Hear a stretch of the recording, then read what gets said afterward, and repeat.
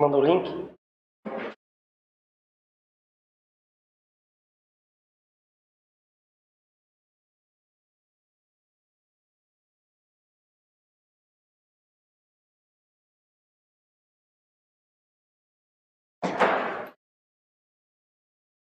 Tudo bom, pessoal? Aí na internet, o pessoal aqui presente.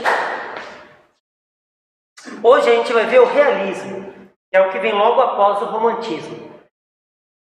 Para você entender o realismo, a sua definição mais clássica é que o realismo se opõe ao romantismo. Então o primeiro aspecto que vocês precisam guardar é realismo. Ele se opõe ao romantismo. Ele se opõe o que ao romantismo? A gente viu nas aulas passadas o Índio Peri, a gente viu como a romantização idealizava as pessoas a ponto delas terem uma bondade que não existe e terem uma maldade que também não existe. O romantismo, ele é tão extremado que ele torna as pessoas integralmente uma única coisa. Ninguém é 100% mal, ninguém é 100% bom. O romantismo é. O romantismo, as coisas são absolutas. São integralmente. É como Heathcliff falando para Cat. Eu sou você. O realismo, ele vai considerar que essa postura do romantismo, ela é prejudicial. Ela prejudica a compreensão do mundo, prejudica a vida. Ele passa um verniz na sociedade e transforma as coisas em boas ou más pela essência e não explica como que as coisas se dão. Agora, o realismo ele vai querer desintoxicar então esse exagero do romantismo, esse exagero do amor pátrio, esse exagero de considerar a nação acima de tudo, considerar que o Brasil é só a deriva do branco com o índio. O realismo vai querer investigar a sociedade de forma mais profunda e mais próximo possível da realidade. Então, a primeira característica é que o realismo se opõe às características do romantismo. Galera, se o romantismo se baseava muito na primeira pessoa, no individualismo, até num certo egoísmo, se concentrando no que eu sinto, o mundo é o que eu sinto sobre o mundo. Então a importância nas obras românticas da primeira pessoa, do eu. Se o realismo se opõe ao romantismo, vocês vão perceber que no realismo os narradores, eles são de terceira pessoa. Então uma das características é que o narrador, ele está sempre fora das relações. É muito difícil você fazer um texto eu falo de mim e eu não contamino a narrativa. É óbvio que você vai dar o seu viés ao falar de você. Você vai descrever as coisas. Se eu quero ser mais realista, mais imparcial, se eu quero me aproximar mais da realidade, o ideal é um certo distanciamento, como se eu tivesse uma postura do cientista, que se afasta do fenômeno para compreendê-lo melhor. Hoje em dia a gente sabe que essa postura é uma postura ingênua. Por vezes você tem que se aproximar do objeto para poder compreendê-lo melhor. A ciência deste momento, do final do século XIX, ela tem talvez dos seus maiores gênios. Galera, o final do século XIX, ele é o momento do Darwin, é o momento do Marx, é o momento do Freud, é só cabeção de todos os tempos. É só uns barbudos absolutamente geniais e que dão uma chacoalhada na forma do homem pensar. Esse momento do século XIX é muito importante porque no realismo, tudo que estava acontecendo de ciência na época vai aparecer nos romances, vai aparecer na arte realista. Principalmente essa versão, essa tendência a tratar o ser humano como um objeto que ele pode ser conhecido, ou seja, tratar como um objeto científico. Então o cientificismo, ele é uma característica do realismo. A gente já viu então que o realismo se opõe ao romantismo quanto ao exagero, quanto à visão ingênua de que o ser humano é 100% uma coisa ou outra. O ser humano é ou bom 100% ou mal 100%. O realismo duvida disso. O realismo, ao mexer no indivíduo muito ruim, descobre muitas coisas boas. E ao futucar na pessoa que é tida como uma pessoa boa, ele descobre um monte de podreiras. O realismo, então, ele disseca. Mas eu não estou usando esses termos à toa. Dissecação é algo também da ciência da época. O avanço monstruoso da biologia, da medicina da época, tem um efeito sobre as artes e sobre o modo de pensar.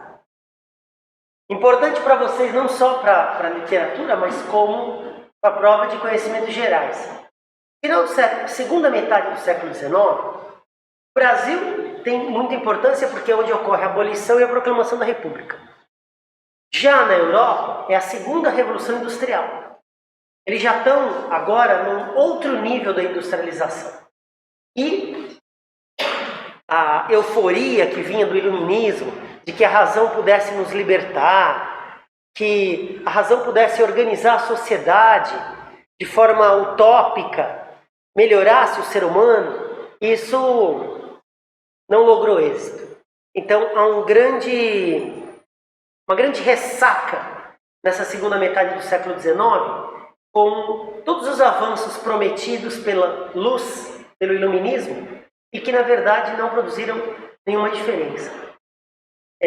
Há uma ressaca, portanto, moral, e há um avanço monstruoso das tecnologias.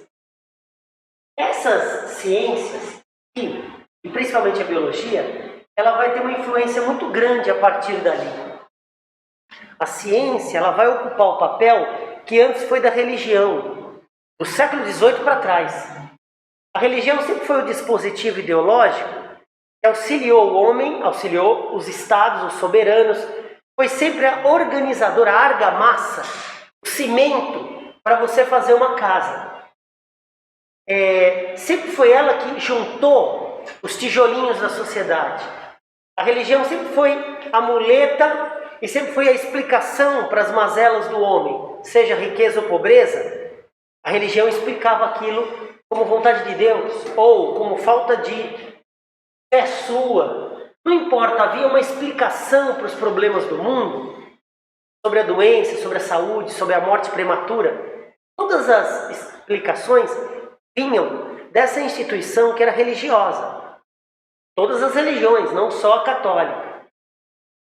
A partir do século XVIII, vocês vão ver que, paulatinamente, a religião vai desocupando esse lugar e a ciência vai ocupando o lugar de dispositivo ideológico explicativo das coisas. Não é à toa que na redação vocês buscam argumentos científicos, estatísticas, estudos. Eu quero tomar uma decisão, eu vou consultar os especialistas. Isso se tornou hoje uma saturação. Hoje em dia isso se tornou tão dogmático que realmente não só ocupou o papel da religião, como a ciência é uma religião. É importante que vocês percebam, porque essa luta que começou lá nas navegações entre ciência e religião, agora ela está resolvida. A ciência ocupa o lugar da religião. Vocês, dificilmente, se vocês têm algum problema, vocês vão no curandeiro, vocês vão no líder religioso, vocês vão no pastor. Por mais que você vá, você também vai tomar um remedinho, você também vai... Você não acredita mais em nada que não seja a ciência. Por mais que você faça discurso contrário, a ciência ocupa esse papel. E é aqui que ela começa. Principalmente a biologia. Isso é muito importante, vocês vão ver as obras que eu vou comentar. Porque as metáforas oriundas da biologia, elas se tornaram linguagem corrente para a gente. Aqui no final do século XIX, o Darwin elabora uma teoria que até hoje não foi refutada. Não houve nenhum elemento descoberto que refutasse isso. Se um dia a gente encontrar um homem de 5 milhões de anos, aí vai refutar a teoria. Mas até hoje, a teoria dele confirma as etapas evolutivas de todas as espécies. segundo certas leis, que é a seleção natural. Isso foi um impacto muito grande, porque o homem, ele se achava no centro do universo. E o Darwin mostrou que ele é uma espécie entre outras. Ele não tem nada de especial. E de que, na verdade, as características do homem são o fracasso e não a virtude. A nossa inteligência está no lugar das garras que a gente perdeu, do rabo, está no lugar da força física, da velocidade. Todas as características que não tivemos nos tornou vulneráveis. E a gente precisou desenvolver, então, um córtex para dar conta, senão a gente não sobreviveria. Isso atinge essa vaidade do homem de achar que ele é o centro das espécies, de que ele é o mais valioso das espécies. Ele é igualzinho, ele é um macaco sem pelo, ponto.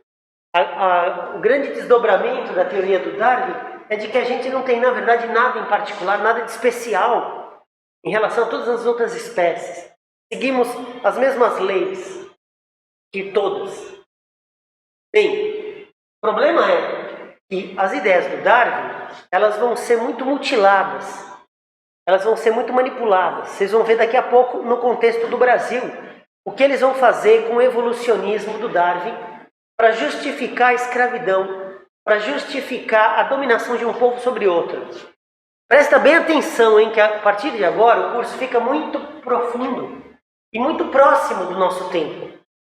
Até agora a gente viu que as grandes justificativas para um povo dominar outro, ou era a força simplesmente, ou era a desculpa nacionalista ou religiosa.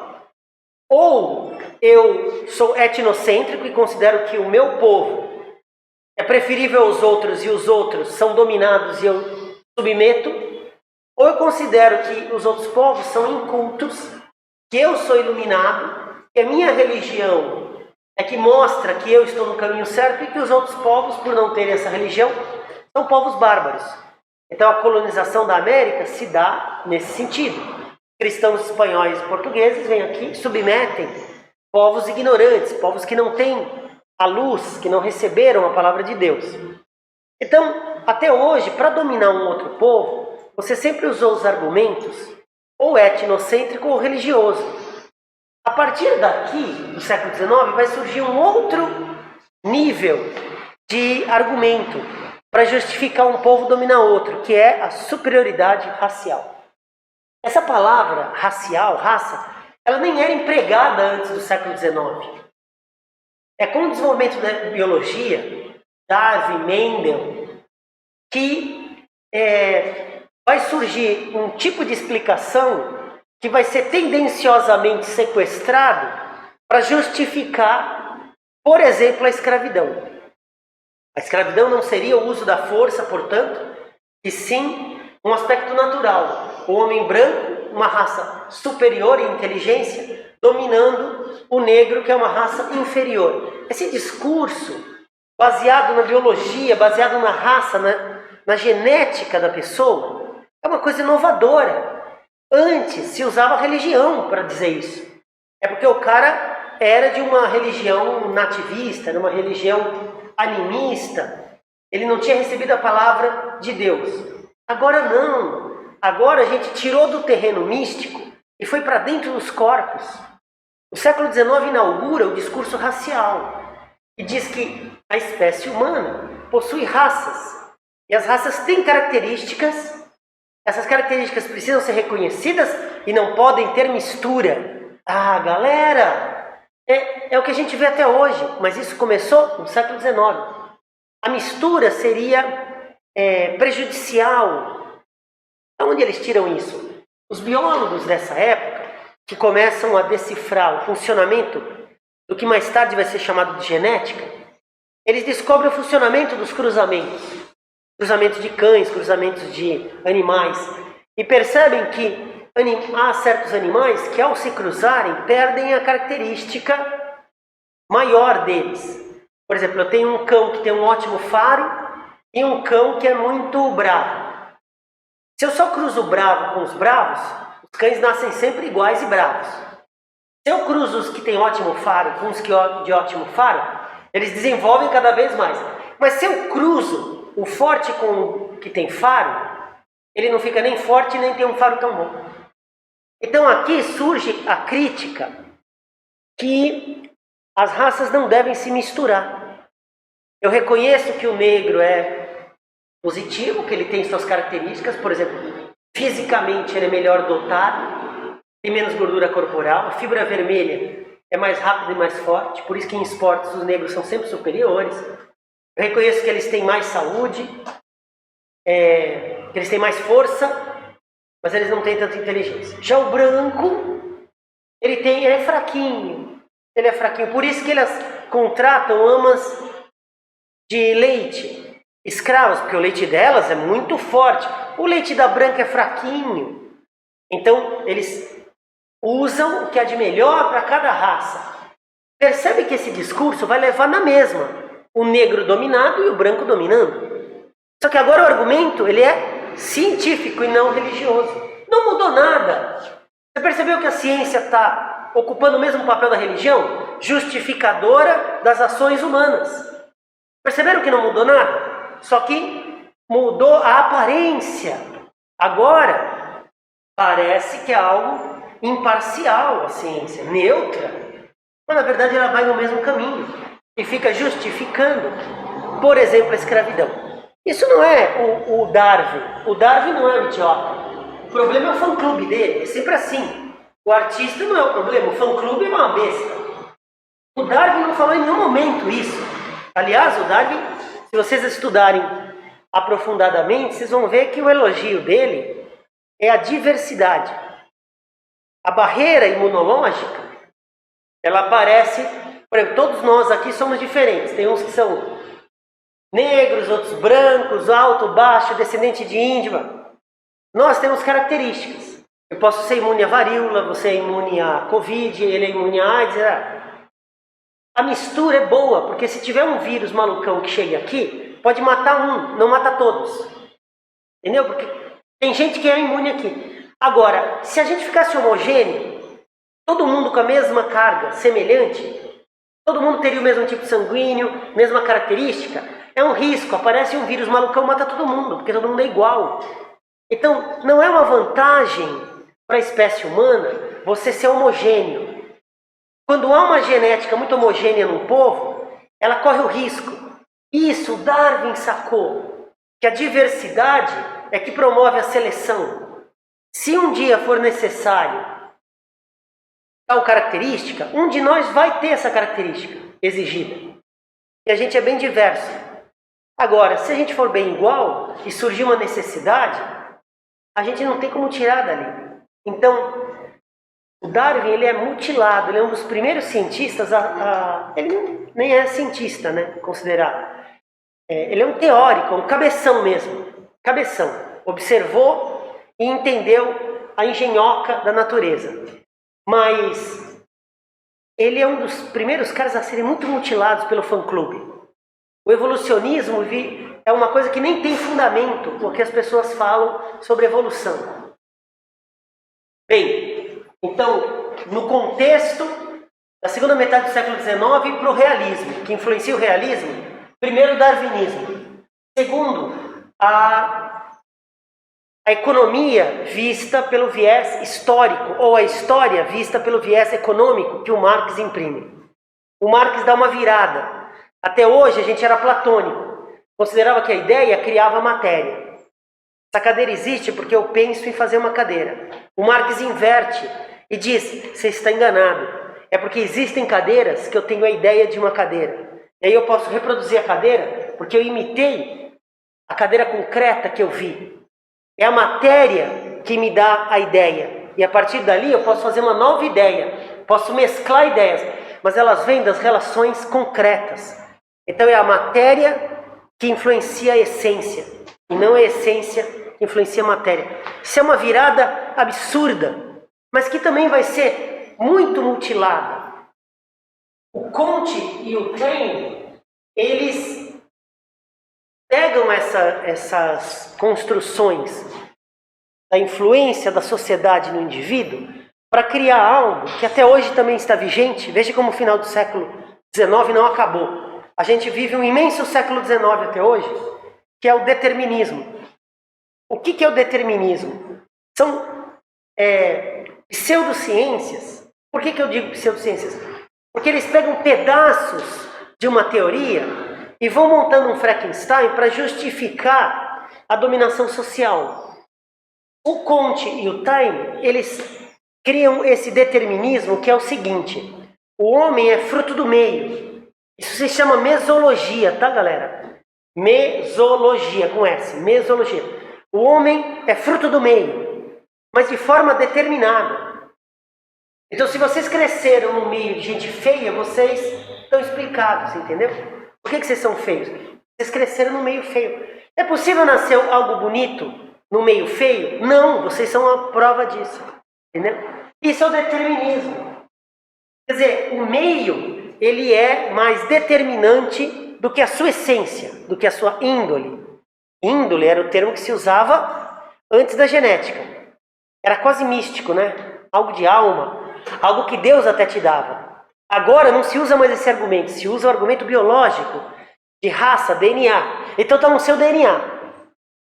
Seu DNA diz que você ia ser preguiçoso, mas se o meio for totalmente ativo, totalmente trabalhador, japonês, entendeu? E aí você, vira um japonês também.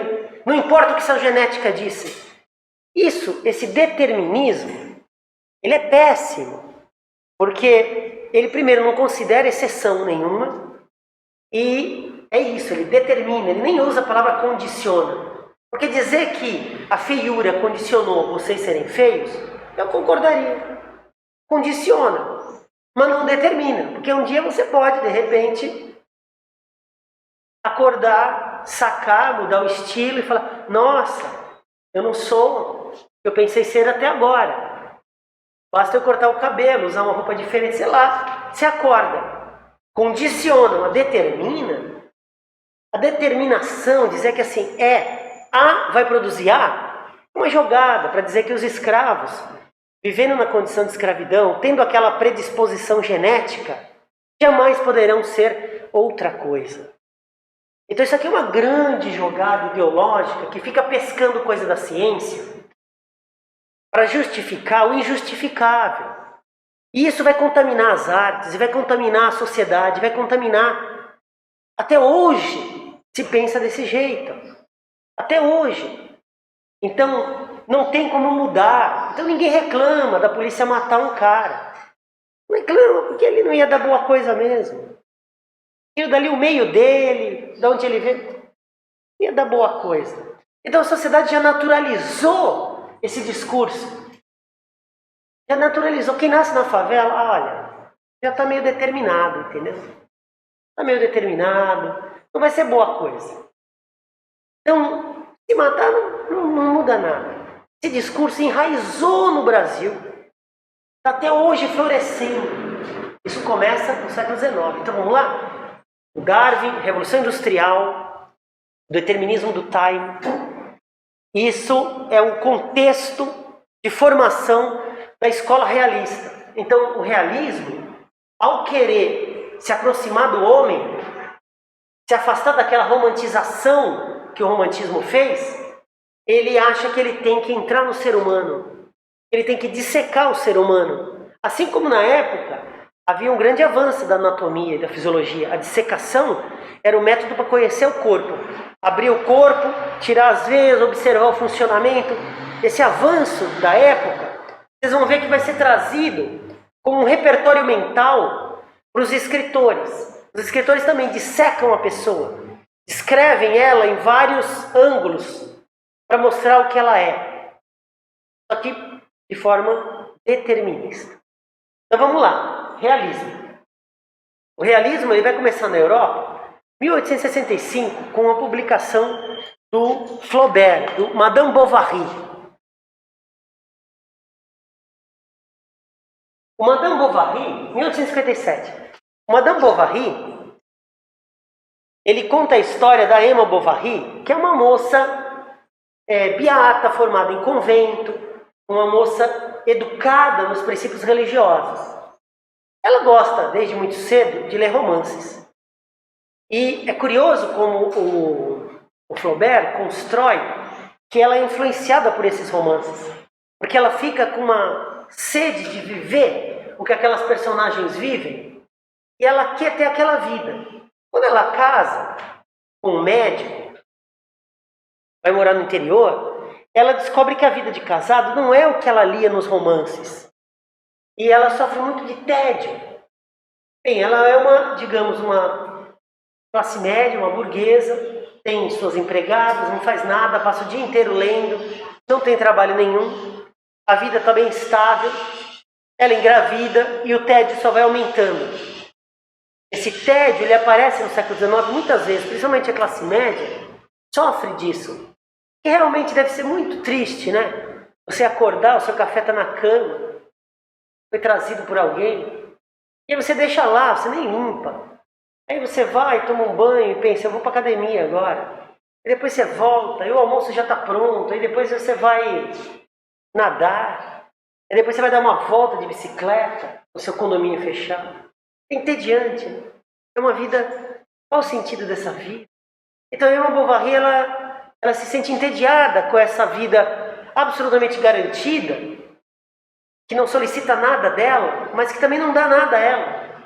Ela acha muito chato, o Carlos viaja muito. Ela acha entediante. E esse tédio vai consumindo ela. E os romances que ela lê vão influenciando. E essa influência vai levar ela a ter amantes. E ela começa a ter amantes. Os amantes sempre frustram. Nunca seguem a paixão que ela lia nos romances. Ela queria fugir, por exemplo. Sair daquela vida. Ser roubada por um amor. Então, os caras querem um sexo ali escondidinho e só. E isso vai decepcionando. Aí tédio com decepção, galera. Rivotril, né? Rivotril, é antidepressivo. Você mistura tédio com decepção amorosa e a vida garantida, porque quando vocês têm vida atribulada, não dá tempo, né? O busão vai chegar, busão lotado, trenzão. Você tem outras coisas para se preocupar, entendeu? Tem que correr da polícia. Você tem outras coisas, tem que pagar a conta, não dá tempo. Mas quando você tem tempo, o tédio mais decepções ocupam sua mente. E isso é genial como o Flaubert. É a primeira vez que se descreve o ser humano dessa forma. Sem romantizar. Apresentar um ser humano com vários ângulos. E ela não é exatamente 100% humana, não é essa a questão. Você vê como é inovador? Essa obra, por que ela inaugura o realismo? Porque ela inova na descrição do ser humano. Ele descreve muito o ambiente. É muito importante, hein? Descreve muito o ambiente doméstico. Há um capítulo que passa páginas descrevendo o quarto da Emma Bovary. Porque é o lugar onde ela mais passa. Como aquele quarto, ele influencia. Por exemplo, vocês que moram num quartinho de 2x2, numa cama dura, aquilo influencia a cabeça de vocês, entendeu? Influencia as dores no corpo também. Isso, aquilo é decisivo. O lugar onde você mora, se tem muito barulho, é decisivo. É a primeira vez que alguém saca que o ambiente, realmente, ele influi na sua mente. Não é só as suas características, seja lá genéticas, índole ou vontade de Deus. A forma de viver, o ambiente, ele condiciona a sua cabeça. Vocês já estudaram. Vocês eram o quê? 7ª A, 8ª B? Que série que você era? 8ª o quê? Você fala? Oi? Só uma sala. Só tinha uma? Ah, era uma escola particular? Ah, ela é uma burguesa. Vocês também estudaram em escola particular? Ah, todo mundo burguês aqui? Não, eu fiz escola pública. Tinha primeiro A, segundo... Eu fui decaindo nas letras. E cada sala tinha... Cada ano tinha um monte. Tinha até E e F. No terceiro, menor, né? Porque, assim, primeiro tinha até primeiro F. Aí o pessoal vai evadindo. Aí ficava segundo. Mas eu comecei assim, 5ª A. Aí vai, 6ª B, 7ª C. Os professores selecionavam pelo nível. Você era bagunceiro, você não prestava atenção, não fazia lição lá. Ai, não põe ele na elite. A elite era a série A. Então o que ele fez? 5ª A, 6ª A, 7ª A, 8ª A. Ó! Elite. É o que embaseia isso? Essa concepção de que as pessoas contaminam umas às outras, entendeu? De que se você está numa sala de bagunceiros, você se torna bagunceiro também. Não é curioso que o inverso não? Quer dizer, se eu ponho uma menina que é muito estudiosa no meio de bagunceiros, por que ela não pode contaminar os caras? Não, é sempre o contrário. Veja como esses pensamentos, eles permanecem até hoje. E aí, a Emma Bovary, o ambiente dela, esse ambiente burguês, esse ambiente em que ela não tem preocupações concretas e reais, a vida dela está muito estável. As preocupações dela são as coisas que ela lê, os livros contaminados. E aí ela tem amantes, decepção atrás de decepção, problemas disso. E ela termina adoecendo. Aqui é sempre uma sátira daquelas personagens românticas que adoeciam diante dos conflitos. E ela termina se suicidando. Toma arsênico e morre. Isso inaugurou uma mudança absurda. Todo mundo começa então a querer investigar o ser humano por esse viés mais realista, mais próximo da realidade, o ser humano como ele é, e não como eu gostaria que fosse, como o romantismo, que inventa um ser humano, que não existe em lugar nenhum. Agora o realismo, vocês podem até criticar e dizer, será que o realismo também não exagera? Tipo, se me descrever as tripas, eu sou muito feio. E descrever vocês por dentro, a amígdala de vocês, é feio, todo mundo é feio. É melhor mostrar a parte de fora. Mesmo feio ainda é melhor. Agora, você vai descrever a parte interna? Não, ninguém sai bonito daqui. Então o realismo, ao preferir o lado de dentro, ele termina mostrando mais coisa feia do que coisa bonita. Você não vai ver então no realismo nenhum personagem positivo. Você nunca vai ver um personagem edificante.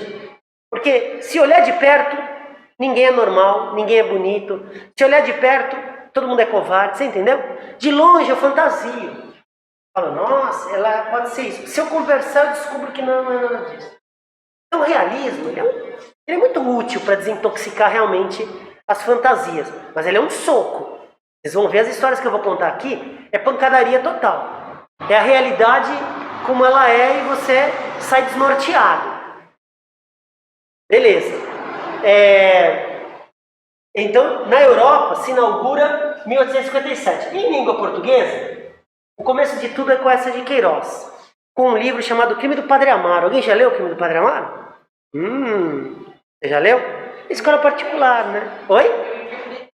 Você interpretou a Amélia? Ele engravidava minha mãe, ele engravidava a mulher. A Amélia. Vamos ver se você lembra da história. O Crime do Padre Amaro, ele inaugura o realismo na língua portuguesa. E é curioso, porque você não pode estudar essa de Queiroz sem estudar um outro, que é o Machado de Assis. O Machado está deste lado do oceano. Vamos lá. O Essa está aqui. O Machado está no Brasil. O Brasil, ele é ainda uma colônia que se tornou independente. Ainda é império. Depois vai virar república. Mas o Brasil ainda não é nada. O Brasil não é nada. E quem é do Brasil não é nada. Era assim que Portugal via. O Essa de Queiroz, ele olha a cara dele. Um fidalgo que tem aqueles bigodes assim pra cima. Cara de família nobre, sangue azul. Entendeu? O cara estudou em Coimbra. Tem descendentes dele lá na caravela do Vasco da Gama, sabe? Gerações de pessoas grandes em Portugal. Então o ambiente dele diz o quê? Que ele vai ser grande, você entendeu? Eu cresço entre grandes, não é a mentalidade da época? Eu cresço entre grandes, eu vou ser grande. Já o Machado, meu Deus do céu. O Machado nasceu no Brasil. Este ambiente aqui faz todo mundo ser nada. Quem nasce no Brasil não é nada. Então, o Machado, ele é descendente de escravo. Ele é negro. Não, o Essa de Queiroz é branco, bem branco. O Machado é brasileiro. O Essa, é português. O Machado é negro. antes da abolição. Ele começa a escrever, isso é um enigma para vocês, hein? A abolição é 1888. Ele começa a escrever 20 anos antes. Ele é reconhecido 20 anos antes. Ele já escreve nos principais jornais, ele já traduz o Flaubert, Victor Hugo, ele é tradutor, ele é escritor, ele escreve no jornal, ele é recebido pelo imperador do Brasil. Quando vira a república, o Marechal Deodoro também o cumprimenta. Ele em vida é reconhecido como o maior escritor. Em vida. Vocês já viram alguém em vida ser chamado de o maior? O Pelé, talvez. Só ele. O maior vivo. Não existe. Você precisa morrer e ainda sempre vai ter 1000 dúvidas. Não, Machado não. Então é um mistério, hein? Porque o Machado, ele é negro antes da abolição. Pobre, porque ele era descendente de escravo. Alforriado. Ele estudou só até terceira série. Terceira série, veja só. Não, essa de Queiroz foi faculdade, pós-graduação, Coimbra. Estou em Coimbra. Olha a diferença de um para o outro. Negro, pobre, terceira série, tá bom isso aqui? Não! Ele era míope, puxava de uma perna, epilético. Tem mais alguma coisa? Tem, eu esqueço. Tem mais coisa. Corintiano. Tem mais coisa. Mora em Itapevi. Tem mais coisa. Eu me perdi na época. Olha isso aqui. Tá bom isso aqui? Vocês que são apenas feios já sofrem bastante, não sofrem? Vocês sabem como a vida é difícil. Olha isso aqui. Tá bom para vocês? Olha como ele nasceu. Olha a vida dele. Em vida, ele era chamado de maior escritor já. Isso aqui é algo para enaltecer e falar, nossa, então ele é um fenômeno. Ele ele é realista, ele nunca gostou dessa história. De achar que o ser humano, então, existe coisas especiais. Não. É circunstância. Circunstâncias me favoreceram, ponto. Nunca ficou se autobajulando meritocracia. Não, jamais. Machado, jamais. Mas, digamos... esqueci. Veso. Tem mais. Com o tempo eu vou lembrando. Tem mais. Incrível como tem. Como nasceu com déficits. Coisas... A gente às vezes nasce com uma ferramenta. Ele nasceu sem ferramenta alguma. E lembrem, ele é negro antes da abolição. Então a escravidão ainda existia no Brasil. Ele ser negro, naquela época, pareceria então um obstáculo intransponível. Estudou até a terceira série, mas na verdade ele foi educado por um amigo da mãe. A mãe era super bem relacionada. E ela consegue que um padre ensine ele a ler e escrever. Ele não frequentou escola, ele é um autodidata, vocês entenderam? Mas não é um autodidata simples. Ele praticamente comeu a biblioteca do cara. Porque ele falava um monte de língua. Traduzia francês, alemão, tudo. Um animal, não é só autodidata em português, ele é um autodidata em um monte de língua. Ou seja, o cara é um estúpido total. E o Eça de Queiroz? Teve aulas de inglês, teve aulas de... Então, esses dois são muito curiosos, porque o maior da língua portuguesa, Portugal, o maior da língua portuguesa, agora já é reconhecido como em toda a língua portuguesa. Mas na época, o Eça de Queiroz era uma sumidade. E quem era o Machado? Ele escrevia no Jornal do Rio de Janeiro. Cronista, escrevia... Traduzia uns livros e escrevia tipo a sinopse de cinema, que fala do filme. Ele pegava os livros que vinham da Europa e fazia um resumo, uma crítica para as pessoas no Rio lerem. Eu acho que eu vou ler esse Joaquim, é tão bom, né? O Joaquim Machado. Eu gosto das coisas que ele sugere. Ele me falou para ler O Crime do Padre Amaro. E aí ele é esse tipo de crítico. Ele ainda não era o escritor de romances famoso. É aqui que vai começar a história interessante, porque o Eça de Queiroz publica então O Crime do Padre Amaro. O Machado, embora critique muitos aspectos, vocês vão ver, ele de início ele fala, ufa, finalmente surgiu um cara para desintoxicar o romantismo. Essa tranqueira de não ver a realidade como ela é. E ele saúda o Lessa de Queiroz. E que conta o crime do Padre Amaro, galera? Ela, que é a Amélia. A Amélia é filha de uma senhora que aluga o quarto para um sacristão, para um padre, numa província no interior de Portugal. Essa mulher que aluga para esse padre morar tem um caso com ele. Ninguém sabe.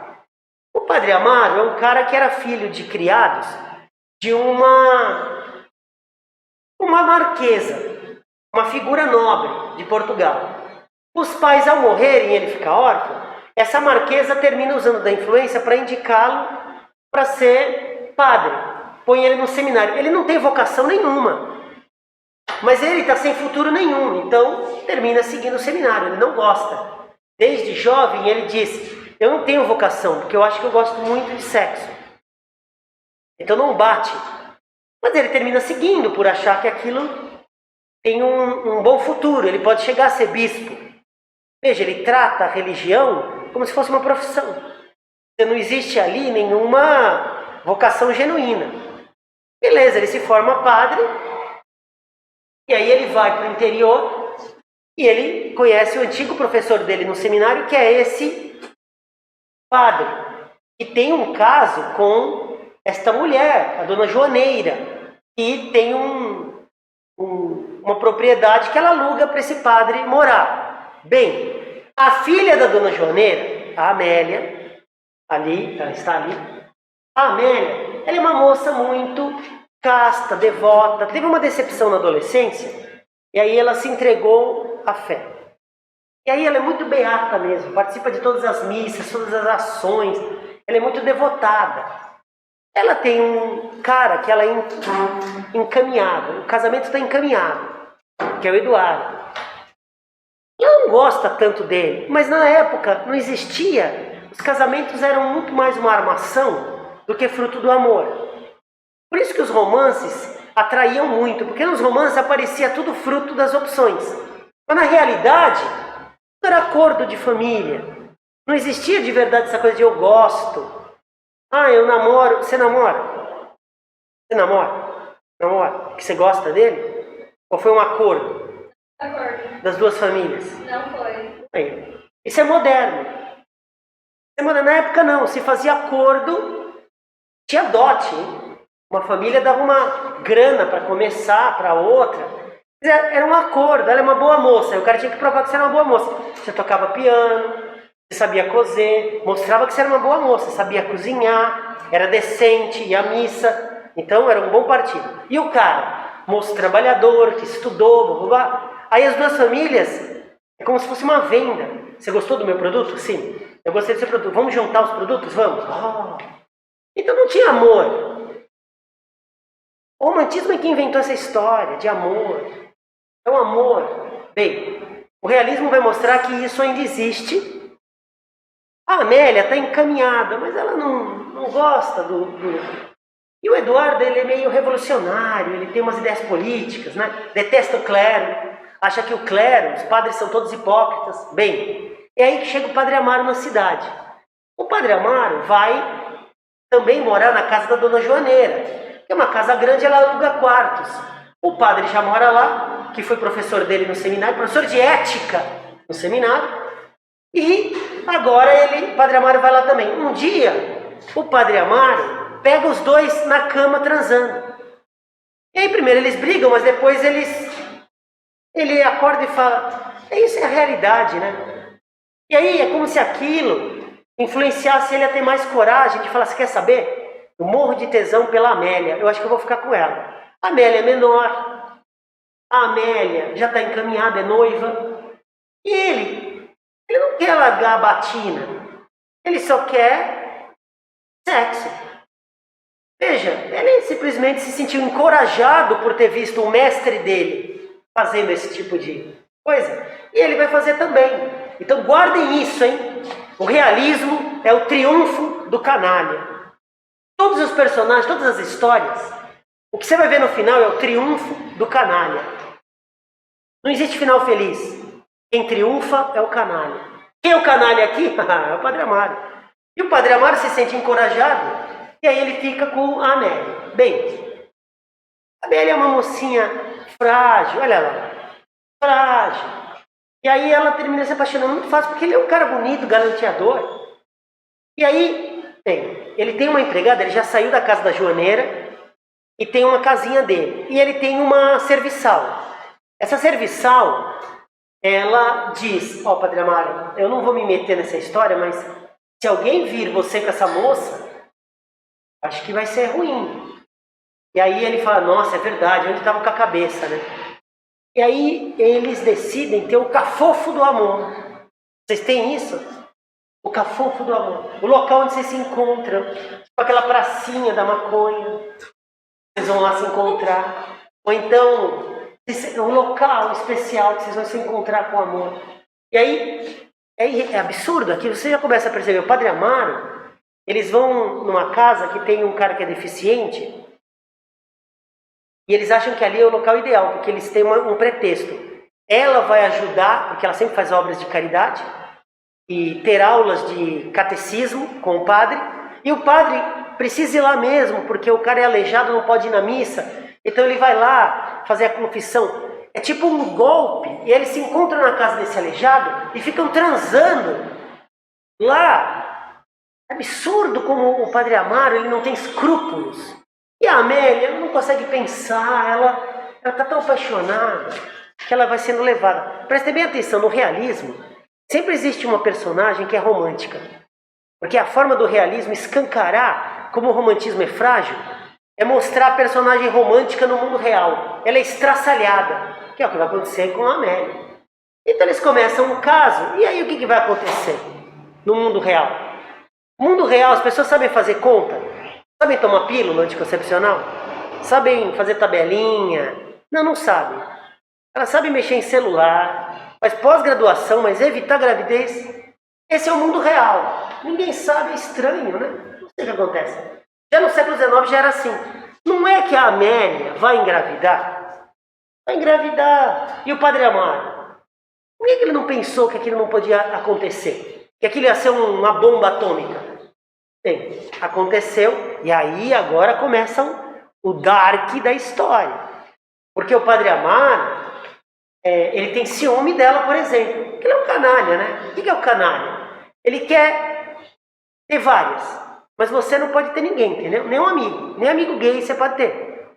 Esse é o canalha. Ele pode ter várias, ele tem ciúme. É o Padre Amaro. Ele tem ciúme, por exemplo, do namoradinho dela. O ex-namorado, porque agora já não é mais, que era noivo. Esse noivo detesta o Padre Amaro muito antes de acontecer tudo. Esse cara é canalha, briga com ele na praça, dá um soco nele. Só que o Padre Amaro perdoa, e aí a cidade começa a achar que ele é super santo. Expulsa um cara da cidade. Mas quando engravida, ele conversa com o mestre dele, canalha mestre, e o canalha fala, olha, por que vocês não tentam chamar o ex-namorado? E aí ela fica com ele e diz que o filho é dele e as coisas se resolvem. Ele gosta dela mesmo. Vocês gostaram dessa canalice? Gostaram dessa? Você engravida de quem não pode, corre atrás daquele seu namorado que é apaixonado por você, transa com ele e diz que é dele. Ah, que boa solução, hein? Você tá vendo como o realismo é? Tipo, é tapa na cara, não tem romantização. Não tem ele largar a batina e assumir. Ela pensa assim. Ai, Padre Amaro, tantos padres abandonam a batina. Vamos formar uma família. O Padre Amaro fala, você tá de brincadeira? Você é bispo, isso aqui não pode acontecer. Bem, o problema é que o cara não aparece. A barriga já está grande, vai prejudicar a cidade. Aí ele tem a ideia de mandar ela para o interior com a desculpinha de, olha, eu vou largar a batina, mas tem que ser com calma. Eu saí pela porta da frente, não as escondidas. Fica lá até nascer, eu vou mandar uma amiga lá, que eu conheço, que vai ajudar no parto e tudo mais. Essa amiga se chama Tecedeira de Anjos. Tecedeira de Anjos.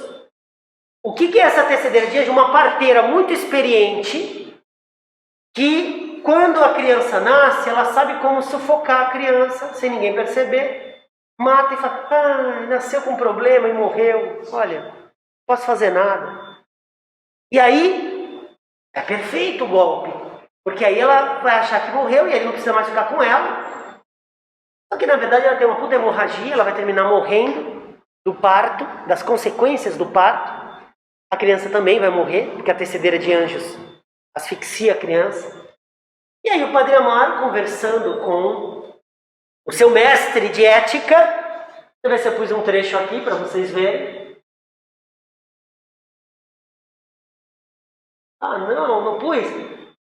Eu ia pôr para vocês darem uma embrulhada no estômago. Aqui. Ele reencontra o Cônego Dias. Ambos concluem que o remorso sentido pelo caso já havia sido superado. Afinal, tudo passa. O livro termina com o Padre Amaro pensando: puxa vida, eu não devia ter feito nada daquilo, eu me arrependo. Nunca mais transo com virgens. Gostaram dessa? Ele não se arrependeu então de toda a tragédia da morte, né? Sabe o que ele se arrependeu? Nunca mais saiu com menininhas virgens. O Machado de Assis fala: caramba, o cara é bravo, hein? Nossa, isso aí é muito pancadaria para o mundo que vinha do romantismo, educação católica. O crime do Padre Amaro qual seria? Ele ter tido envolvimento, a morte, bababá? Qual é o crime do Padre Amaro? Não é um, são vários. Ele é um cara sem escrúpulo algum. Na verdade, não é um, é qual é o crime do Padre Amaro? Essa é a nossa indagação. Por onde eu começo? Por onde eu começo? O aborto é um crime absurdo. Deus dá a vida, ninguém pode tirar. Na lógica cristã, jamais você poderia abortar. Trair também a castidade, outra. E a falta de remorso? E a falta de arrependimento? Então, nossa, você não sabe nem por onde começar a pensar. Nossa, qual é o crime do Padre? São vários. Bem, o Machado de Assis vai saudar isso e vai falar: nossa, esse cara é bravo, o realismo é legal, desintoxica e mostra, é isso mesmo, a realidade é essa. Bem, o Machado fica na expectativa do segundo livro, e quando vocês gostam de um filme, o que vocês esperam? O 2, né?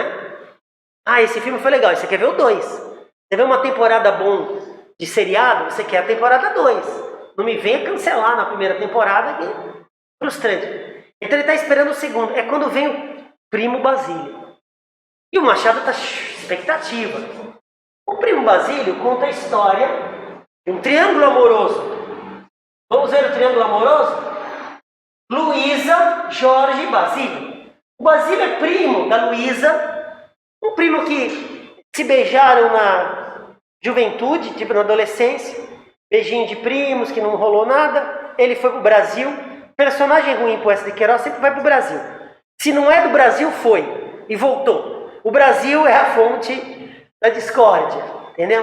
E aí o Basílio foi, ficou rico, volta. Aí eles já estão adultos. E a Luísa já está casada com o Jorge. Veja, o Poeta de Queiroz é um cara que foi evoluindo, né? Ele começou muito bravo. Agora ele já sabe pintar melhor, né? O Jorge não é um homem ruim. Ele poderia ter pintado o Jorge como um cara que bate, despreza. Não. O Jorge é um bom marido. O marido daquela época. O marido que você quer encomendar a sua filha. O cara é engenheiro, trabalhador, um cara correto. Nunca se ouviu falar de nenhum vício, mulherado. Não, um cara correto. Então, um casamento perfeito. A Luísa, loira, de olho azul, bonita pra caramba, sabe tocar piano, é a educação das mulheres tocar piano. Sabe cozer, sabe cozinhar, embora não vá fazer isso nunca. Tem empregadas, mas sabe tudo. Ela é uma ótima mulher, os dois se casam. Só que a Luísa é acometida pelo tédio. Isso que acontece quando você tem vários empregados, e você acorda meio-dia, e você lê, ela também lê romances, hein? Ela parece uma bobagem. Ela lê e ela fica fantasiando. Nossa, como é legal ter um amante. Nos livros, as mulheres sempre têm amantes. E aí ela quer ter um amante. Ela quer ter uma paixão fora do casamento. Tá vendo que aqui o romance também influencia ela, né? É como se fosse a mídia hoje em dia. Os romances, esses autores realistas mostram como eles eram capazes de influenciar. Assim como hoje a gente sabe que a arte, o cinema, a mídia, o jornalismo, junta todas as mídias, elas são capazes de mudar a opinião, de influenciar o modo de vida. De repente você vê um filme legal, você compra o boné do cara. Você vai mudando o cabelo, você troca o cabelo para ficar parecendo com a Capitã Marvel e assim por diante. É capaz. Hoje em dia a gente também tem isso. E aí a Luísa, ela está no tédio e ela tem a ideia de, eu preciso de um amante. Ela está apaixonada por alguém? Você está vendo o artificialismo da Luísa? Não é que você, por exemplo, tem lá seu namorado e de repente você ficou apaixonada por alguém. Isso aí é um pretexto que nos romances diz, tudo bem, é um sentimento real. Não era legal, mas você ficou. Aqui não, ela sequer gosta. É uma coisa artificial, é tipo, eu acho que eu preciso ficar com alguém. Por quê? Você está gostando? Não, é porque eu preciso. É artificial. É aí que ressurge o primo Basílio. O que eu falei que o realismo é mesmo? O triunfo do canalha. Ele é um canalhão. Ele chega em Portugal, vindo do Brasil e da França, e os amigos falam, e aí, você já está saindo com alguém? Eu nem vou usar o termo. Você já está transando com alguém? Pegando alguém? Seria o termo de hoje.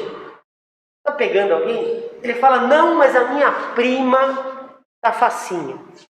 Nossa, sua prima, mas ela é casada. Tudo bem que ela é casada. Ela está mole. Eu gosto de pegar mulher casada, ele disse. Elas não gostam de escândalo, elas têm um nome a zelar, então é bom, na hora que você rompe, elas não fazem escândalo. É o canalha, vocês já perceberam? E aí eles começam um caso. A Luísa é a personagem romântica no meio do romance realista. Esmiolada, se apaixona pelo Basílio, escreve cartas. Por exemplo, vocês têm namorado, vocês não têm namorado? Vocês têm namorado, vocês mandam nudes para os seus amantes. Vocês apagam logo depois, não apagam? Eu sei que vocês apagam. Porque vai que seu namorado pega. Agora ela não, ela escreve cartas falando de como foi a tarde com o amante e guarda na gaveta do quarto. Você entendeu como ela é desmiolada? Desmiolada. E ela fantasia ter encontros num castelo, que nem ela leu no romance, com o amante.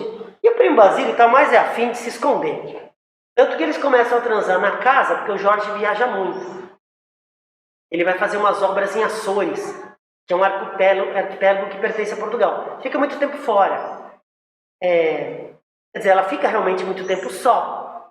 E aí, eles terminam falando, é verdade, né? Uma hora vai que o Jorge aparece, é melhor a gente ter o nosso lugar. Para ela, é o cafofo do amor. Mas para ele, não, é um lugar para se esconder. E ele é muito canalhão, tanto que eles marcam, ele arranja um lugar, tipo, periferia de Itapevi, um motelzinho, R$25 a hora, um drive. E aí, ela chega lá toda pomposa, vestida de Gucci, Christian Dior, ela é burguesa. Isso! Ela sobe as escadas, as tintas tudo descascando, mofo. O que é isso, meu Deus?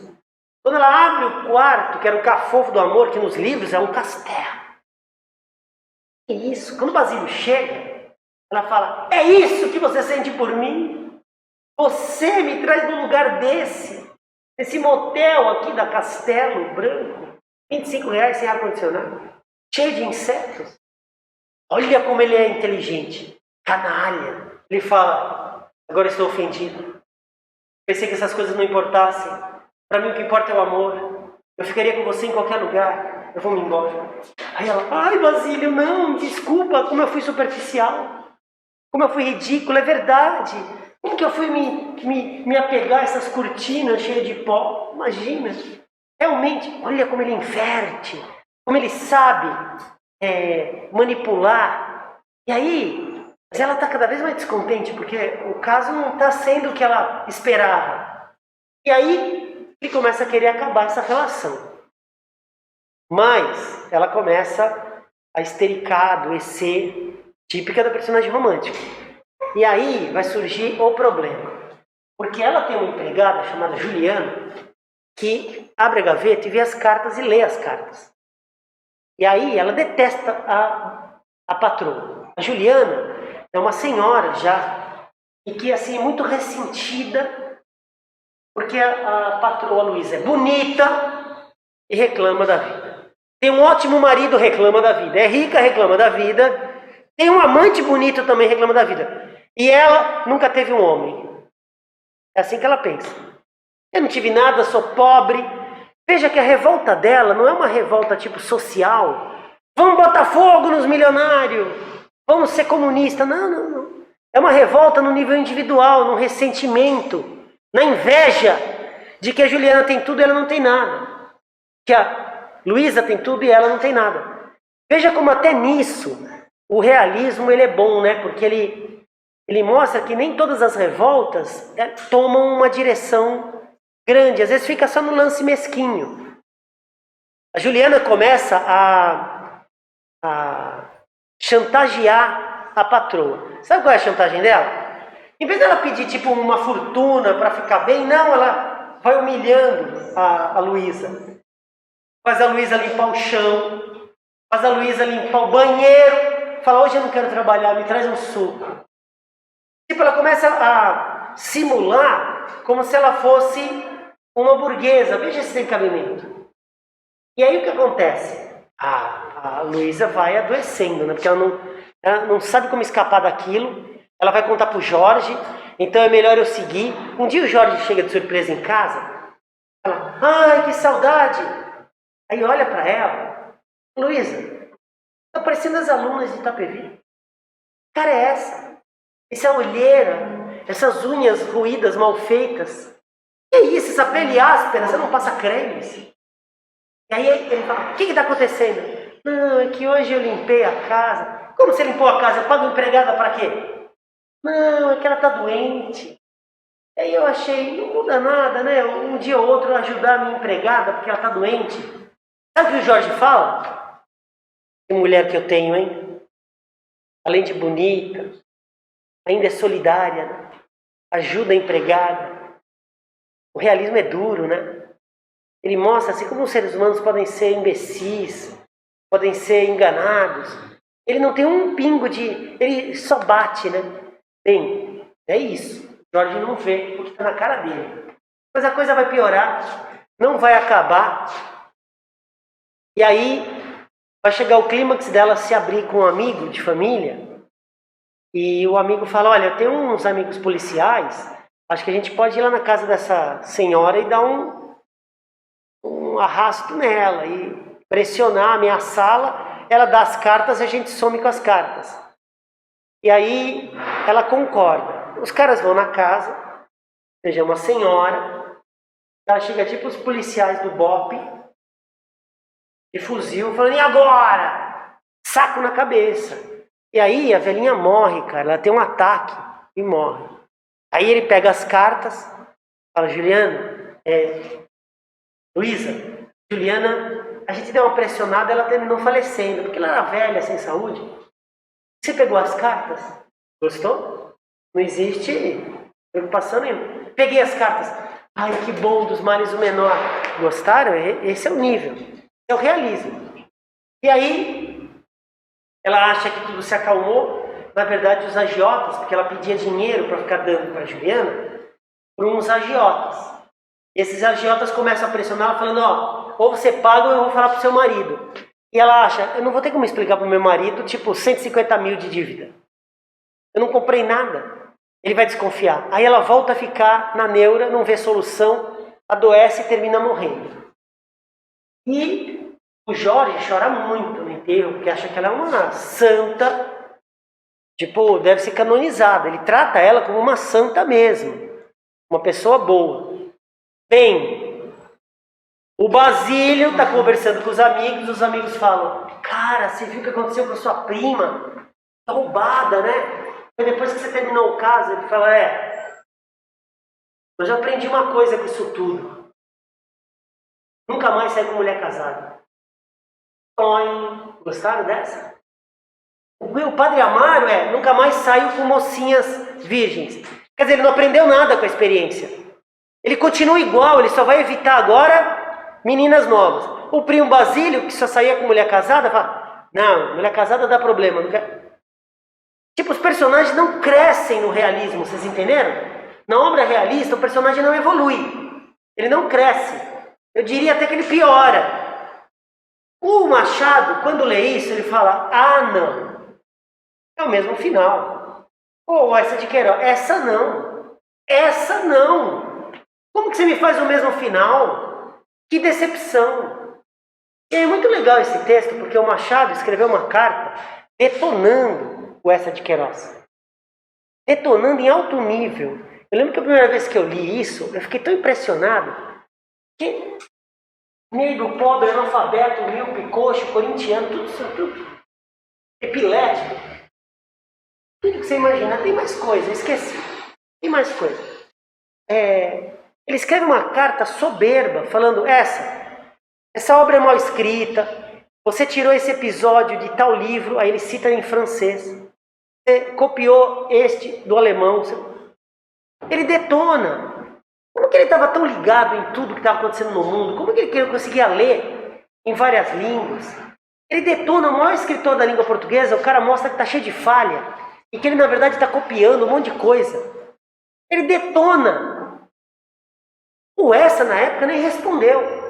Depois, mais tarde, quando o Machado de Assis se torna famoso, aí ele fez meia-culpa dizendo, não, eu absorvi todas as críticas, eu gostei muito do que ele falou, mas na época ele deve... Quem que é esse brasileiro aí que está falando de mim? Eu sou a Glória. Né? O Machado fez de propósito, porque ele quis... Primeiro, você critica. Ok, criticar até que é fácil, eu quero ver você fazer. Não é essa? Olha lá, você bateu o pênalti errado, então bate você. Você vai lá e bate bem. Aí você... O Machado ele já sabia. Então ele resolve dar uma aula para o grande Essa de Queiroz. Uma aula para todo mundo, aliás. Ele fala, ô Essa de Queiroz, triângulo amoroso, Luísa, Basílio, Jorge. Então eu vou também fazer um triângulo amoroso. Só que o meu vai ser Capitu, Bentinho e Escobar. Já que o tema é triângulo amoroso, eu vou fazer um triângulo amoroso também. Mas a diferença aqui é a aula. Porque aqui tudo é diferente. A Luísa, ela é superficial, vazia. A Capitu não, a Capitu é inteligentíssima. Ela é um absurdo, ela nem pertence àquela época. Tão avançada. O Bentinho é uma besta. O Bentinho, ele já é o nome dele, né? Bento. Encomendado para seminário, totalmente ligado à religião, todo acovardado.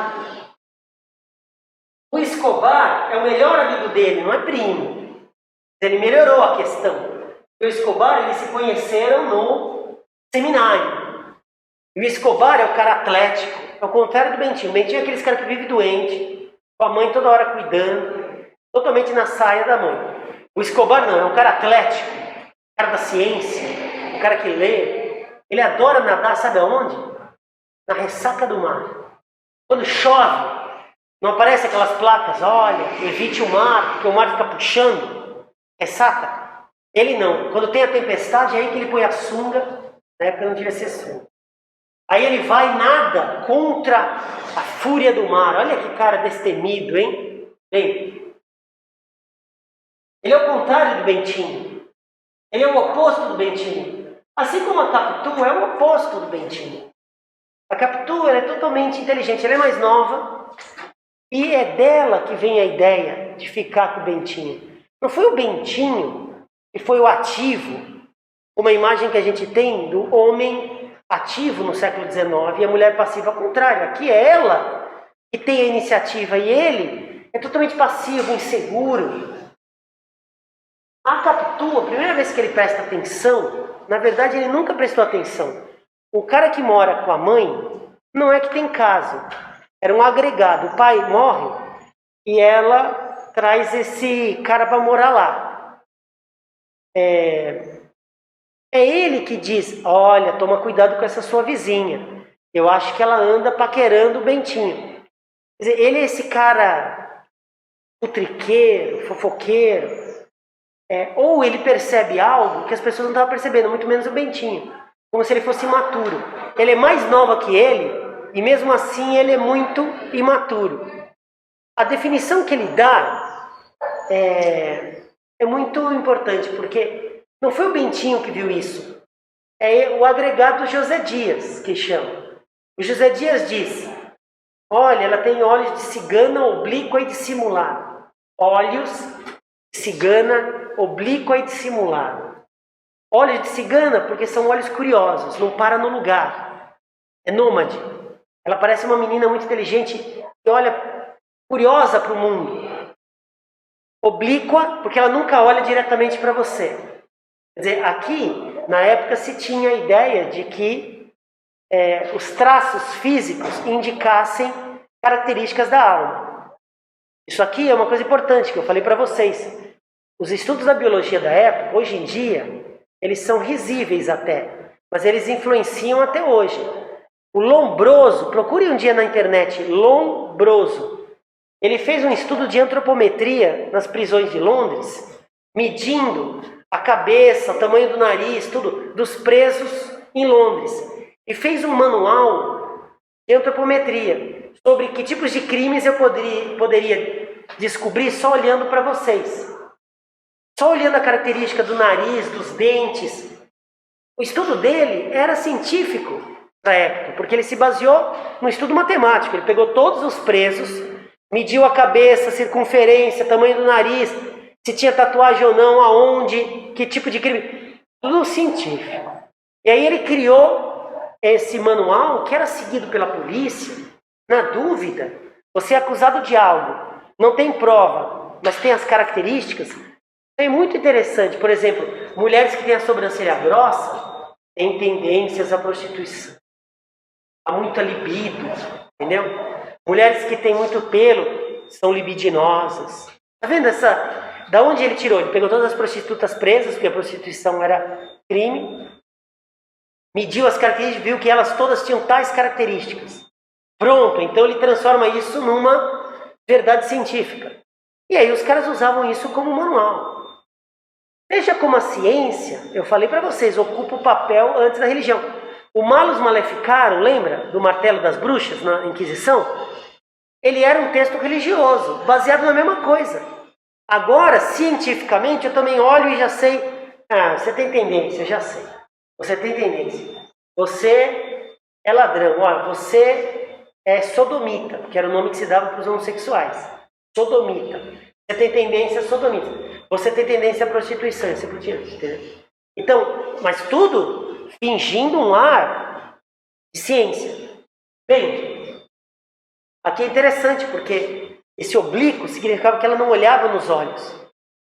Então, aqui o Machado é sempre um cara fino. É o jeito de dizer como a época se julgava as pessoas pela aparência. Por essa aparência caricatural. A caricatura, esse tipo social, o estereótipo que a gente chama hoje. O estereótipo era a verdade humana. E você tem muita tatuagem, essa sua roupa aí, essa mulher não é séria. Isso que a gente vê até hoje, embora muitas pessoas não assumam, mas que está na base da ação da polícia, está na base dos julgamentos. Isso até hoje existe.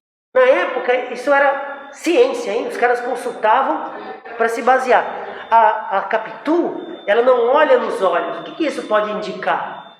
Na época, ela não é sincera, ela não olha nos olhos. E dissimulada, quer dizer, ela está sempre simulando, fingindo que não é com ela. Bem, é importante porque o olhar que o Bentinho tem sobre a Capitu não é o olhar dele, é o olhar do José Dias. Esse é um romance do olhar. Tudo é sobre o olhar. Tanto que você conhece a Capitu pelo olhar da Capitu. Mas não o olhar que ela tem, e sim os olhos, né? Aqui é uma brincadeira do Machado muito rica.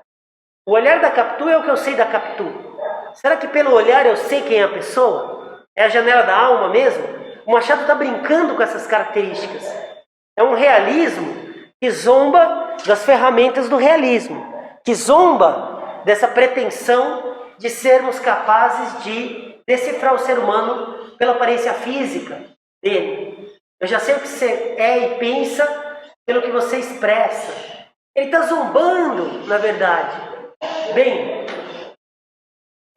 o Bentinho, ele vai terminar se aproximando. É ela que, na verdade, toma iniciativa. Tem um capítulo muito bonito. Vocês leram no segundo grau, Dom Casmurro? Não leram? Que desperdício. Fizeram escola particular e não leram.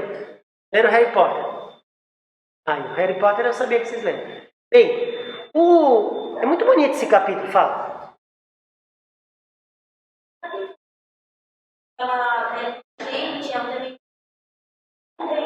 Ela que chega no Bentinho, ainda menina, com 13 anos, vai falar, eu quero namorar ela. Só que ele fazia seminário.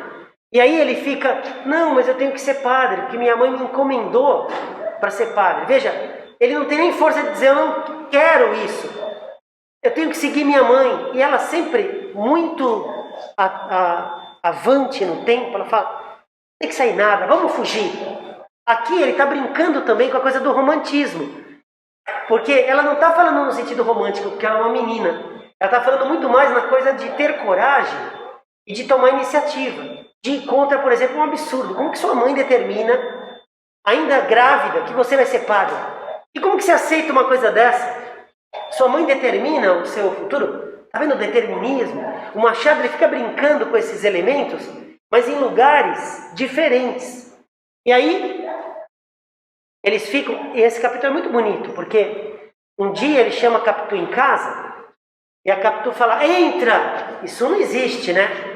Vocês, os namorados, os amigos podem entrar na casa de vocês? Quando seus pais não estão em casa? Quando seus pais não estão em casa, seus amigos podem entrar na sua casa? Tá vendo? Isso ainda existe. Isso é um absurdo, uma moça séria, sozinha, um cara entrar em casa? Nunca. Sabe o que a Capitu faz? Entra, Bentinho. Ele fala, tem certeza? Entra. Não, mas não tem ninguém. Entra! Olha como ela é. E aí ela está penteando o cabelo de frente para o espelho. Isso aqui é bonito demais. Aí o Bentinho chega e fala, ai, Capitu, tudo bom? Fala, eu estou penteando o cabelo. Ele fala, eu sei pentear o cabelo. Você sabe pentear cabelo? Sim, eu sei pentear. Aí ele já penteava o da mãe, né? E aí ele fica penteando, olhando pelo espelho o olhar dela. Porque ele não aguenta olhar o olhar dela. Ninguém aguenta, aliás. Ela tem um olhar muito poderoso, ainda menina. Mas ele, pelo espelho, é como se neutralizasse. Isso lembra a Medusa e o Teseu, né? E a Medusa, os cabelos, quem olhasse para ela virava pedra. O Teseu usa um escudo e olha pelo escudo e corta a cabeça dela, né? Pelo escudo não tem força. Quer dizer, ele está olhando pelo espelho, aí ele consegue olhar. Ali é um apaixonamento. O Machado é um cara muito fino, galera, porque isso aqui é como se fosse uma primeira relação dos dois, entendeu? Só que ele não é esse tipo de cara que fala, tira a roupa, vai transar que nem essa de Queiroz. Com 30 páginas, a Luísa já está na cama com descrição. Não, o Machado é um cara fino. Ele arranjou um jeito super bonito de falar que no fundo o que está acontecendo é isso. Porque vocês lembram lá do Qual em Cabelo, do Camões? O cabelo sempre foi um símbolo absurdo da sexualidade. As mulheres prendiam o cabelo. Em muitas religiões isso acontece. Nos islâmicos, as judias ortodoxas raspam e usam peruca. Muitas culturas o cabelo tem uma importância enorme. Tem a ver com a sexualidade. Hoje em dia é assédio. Se você pegar o cabelo, isso é assédio. Você vê como o cabelo não é uma coisa qualquer. Não é o que você tem na cabeça. Não, ele tem um dispositivo na nossa cultura valioso, importante. Por isso que se muda tanto os cabelos. Ele não é insignificante. E aqui o Machado, com todas essas imagens, ele penteando o cabelo, é a coisa mais íntima. Ele está penteando o cabelo da Capitu.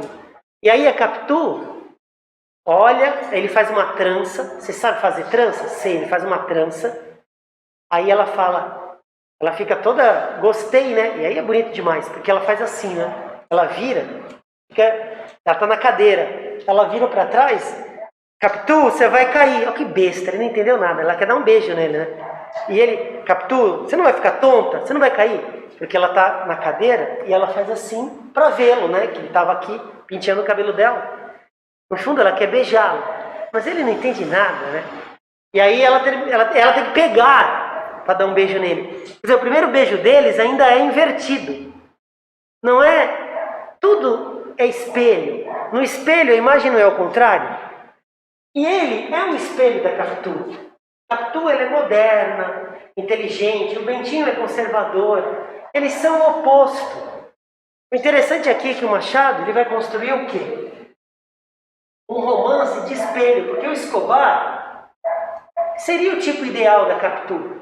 Mas o que vai acontecer é que ele fica, a Capitu casa com o Bentinho e a melhor amiga da Capitu casa com o Escobar. A melhor amiga da Capitu é igual o Bentinho. Quer dizer, deveria ter sido assim o casamento. Que nem um espelho, com imagem trocada. Na próxima aula eu explico para vocês o que vai acontecer nesse desfecho. Mas de cara é para vocês entenderem o seguinte. O Machado primeiro criticou. Depois ele escreve um romance absurdo, que tem os mesmos elementos do Primo Basílio, mas é uma aula. Porque vai falar de uma traição que nunca existiu. A traição ela está no romance inteiro e ele nunca existiu. E você fica numa dúvida permanente com a capacidade que ele tem de tornar tudo ambíguo. Enquanto no Essa de Queiroz tudo é muito às claras, no Machado tudo é ambíguo. Tudo tem dois significados, tudo está oculto. Beleza, pessoal? Até a próxima aula.